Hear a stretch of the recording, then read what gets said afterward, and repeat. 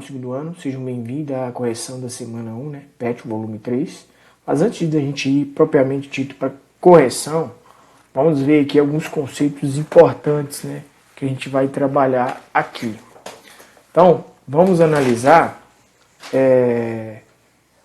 o conceito de trabalho e o conceito de calor, né? Coisas que vocês já viram já. Trabalho a gente estudou no primeiro ano, que trabalho está relacionado a uma força aplicada sobre um objeto, e esse objeto tem que realizar um deslocamento. E calor a gente sabe muito bem que é uma energia em trânsito.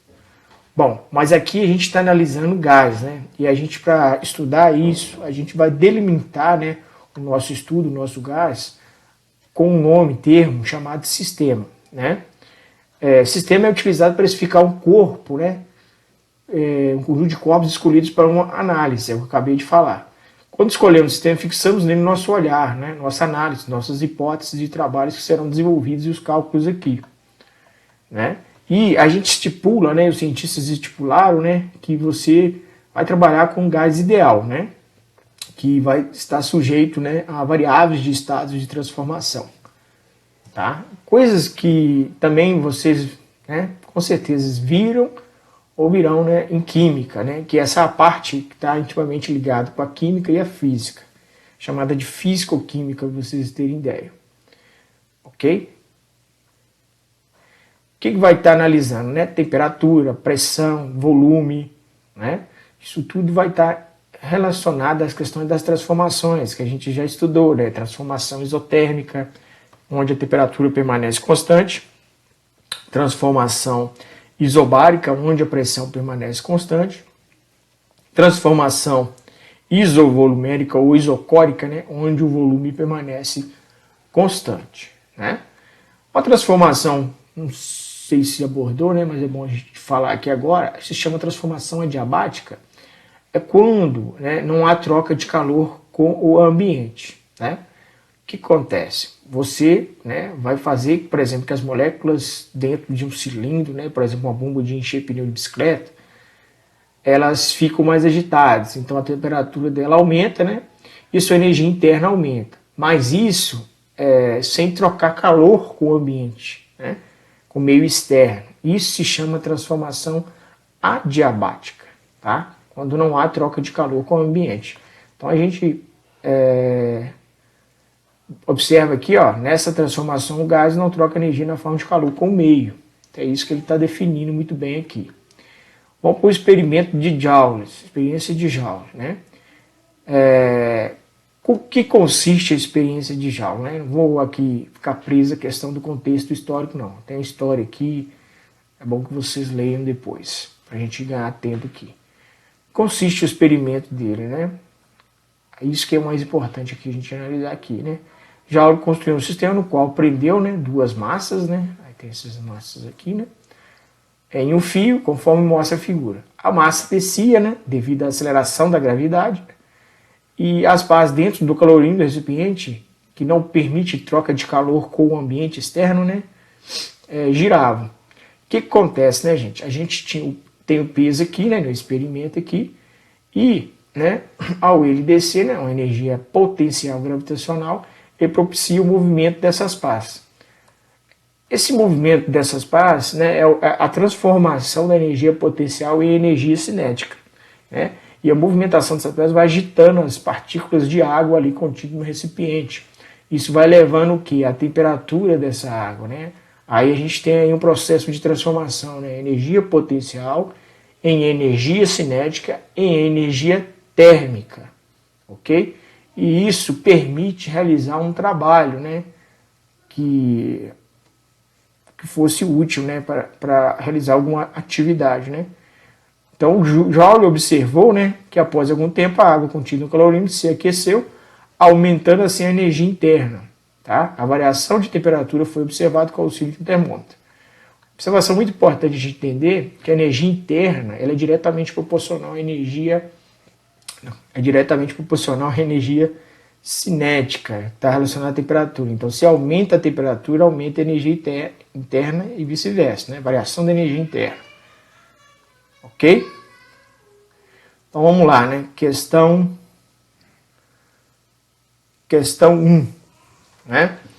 No famoso experimento de Joule de 1843, as pás eram movimentadas por pesos que caíam. Vamos aqui entender agora, né, a questão do exercício, né, da semana 1. No famoso experimento de Joule de 1843, as pás eram movimentadas por pesos que caíam a certa altura sobre esse experimento. Assinale a alternativa correta. Né? Os pesos forneciam energia potencial às pás? Não é que o peso fornecia energia potencial às pás. Esse termo aí está incorreto. Né? O peso tem energia potencial, mas ele não vai fornecer energia potencial para as pás. Então está colocado de maneira incorreta. A energia potencial gravitacional é transformada em energia térmica? Sim, porque a energia potencial, ao se deslocar, né, ela se transforma em energia cinética, que é transferida para as pás. Essas pás em movimento constante ali com a água, né, aquele movimento propicio que é a movimentação das moléculas, né, e o choque entre as moléculas e o recipiente lá do calorímetro, isso tudo se transforma em energia térmica. Então, está certa a opção B. À medida que os pesos caem, a energia térmica decai?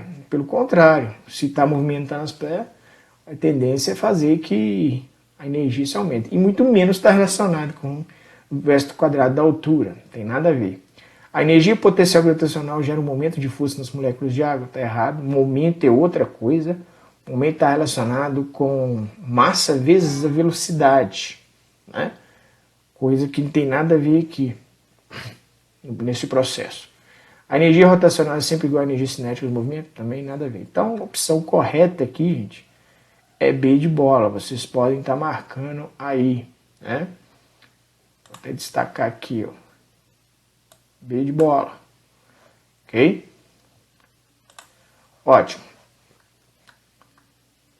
No experimento de Joule ocorreram várias transformações de energia, sítios, tipos de energia envolvidos nesse experimento e as conversões de energias verificadas por ele.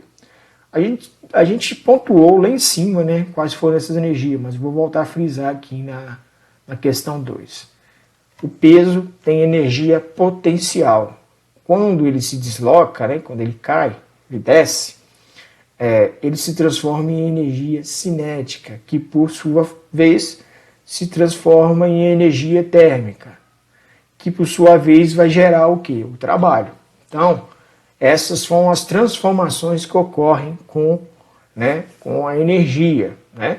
Uma coisa muito importante a gente frisar, a energia não é criada nem destruída, ela é transformada. Okay? Uma coisa mais correta que a gente pode conceituar de energia é isso. É muito difícil a gente definir o que é energia. Né? Alguns livros falam que a energia é trabalho, mas não é tão assim trivial e tão simples assim de definir. O que se sabe muito bem dentro da ciência, né, principalmente no campo da física, que a energia está em constante transformação. Isso aí é constante e verdadeiro. Né? A gente pode afirmar com mais clareza. Vamos para a questão 3. Né? A questão 3 é importante a gente analisar ela. Algumas esferas de aço são inseridas dentro de um cilindro hermeticamente fechado, feito de um material isolante térmico, que não permite troca de calor entre o meio interno e o meio externo. Se eu não permito troca de calor, gente, eu tenho uma situação aqui que eu estou num processo chamado adiabático. Tá? Então, a primeira coisa que a gente tem que entender é isso, não troca calor com o meio ambiente. O cilindro é virado, provocando uma queda das esferas. Esse episódio se repete por várias vezes consecutivas. Após algum tempo, verifique-se que a temperatura das esferas, né, se elas estão em movimento e elas vão se colidindo uma com a outra, a tendência é a temperatura aumentar. Né?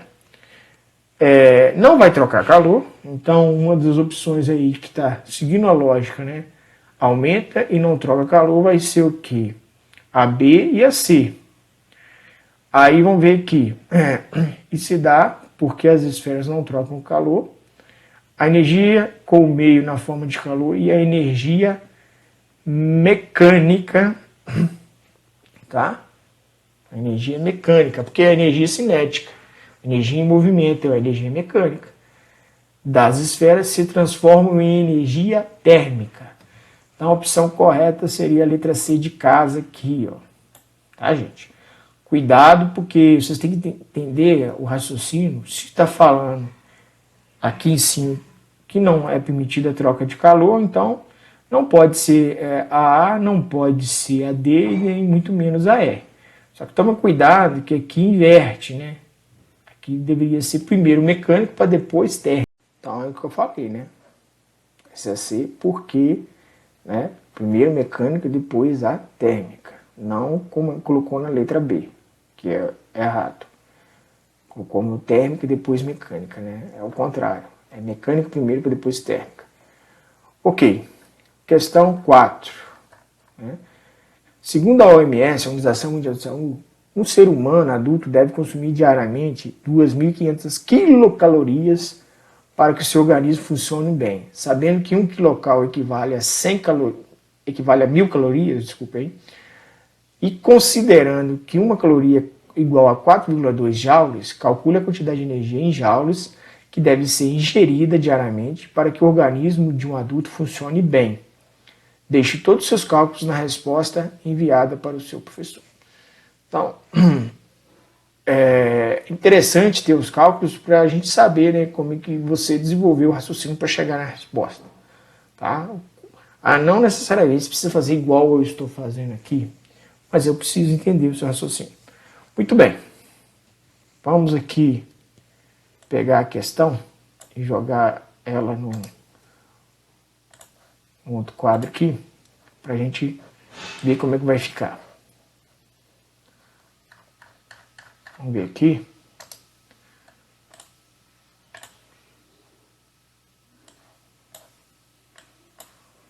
Então, vou ver aqui.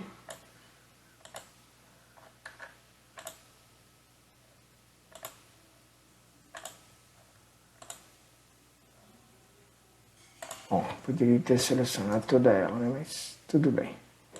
Acho que vai dar para a gente entender aqui.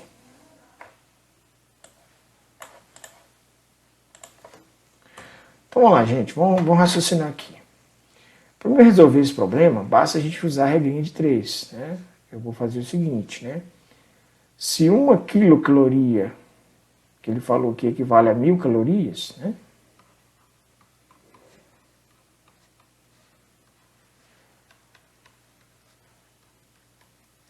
Eu tenho que ficar ligado numa brincadeira aqui, ó. Calcule a quantidade de energia em joules. Ele quer saber em joules. Ele te forneceu aqui 2.500 calorias. Então, não vou perder nem tempo aqui. Vamos direto aqui. Vocês vão entender o que eu vou fazer aqui. Então, uma caloria equivale a 4,2 joules. Se ele te forneceu 2.500 calorias, né? Então eu vou precisar aqui colocar de novo, mas poderia fazer direto, né? Quem sabe de cabeça é 1.000 calorias, né? Então se eu tenho 2.500 quilocalorias, quanto que isso vai me dar, né? Fazendo a continha, gente, a gente vai obter 2.500.000, né? Calorias. É isso que eu vou utilizar aqui do lado aqui, ó, 2.500.000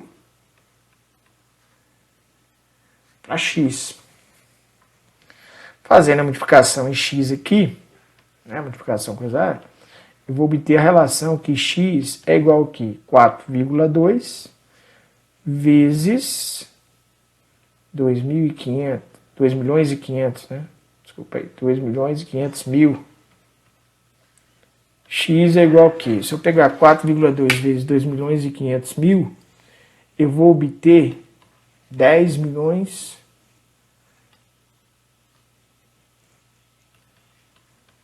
né? 4,2 vezes 2.500.000, eu vou obter 10.500.000, né? Joules. Esta é a resposta, tá? 10.500.000 joules. Ah, poderia escrever em notação científica? Poderia, ficaria aqui, né? 1,05 vezes 10 a 4. 2, 3, 4, 5, 6 jaulas. Também poderia estar dessa forma. Então tá aí, gente, a correção da semana 1, né? Espero que vocês tenham pegado o raciocínio e até mais, né, na correção da semana 2. Forte abraço.